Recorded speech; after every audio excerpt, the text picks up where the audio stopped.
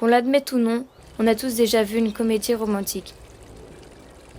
Mais tous ces films nous font parfois oublier la réalité. Le premier jour d'un couple, c'est la rencontre.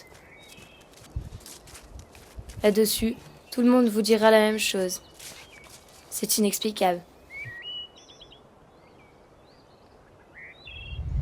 Quand on y réfléchit, il suffit de changer un paramètre pour que l'histoire s'arrête avant même qu'elle n'ait commencé.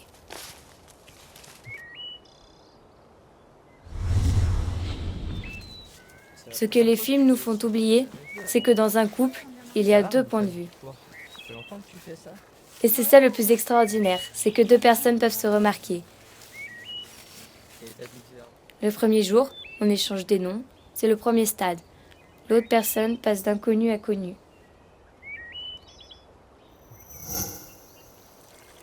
Le premier jour, on échange des rires, parce qu'on sent une connexion. Cette personne qu'on vient de rencontrer nous comprend plus que n'importe qui auparavant. Le premier jour, on se projette, parfois sans même s'y attendre. On se dit que oui, cette personne pourrait être la personne. Le premier jour, on ne voit que les qualités. Il ou elle n'est pas parfait.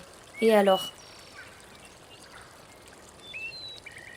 Mais s'il y a bien une chose que les films romantiques ne montrent pas, c'est le dernier jour. Il suffit que l'un des deux protagonistes décide d'arrêter pour que l'histoire prenne fin. Et ça, aucun film romantique ne vous le dira. Demandez aux couples qui se séparent. Le dernier jour, on oublie tout ce qui s'est passé le premier jour. Le plus gros fléau, ce n'est pas la routine ou un manque de quoi que ce soit, c'est l'oubli.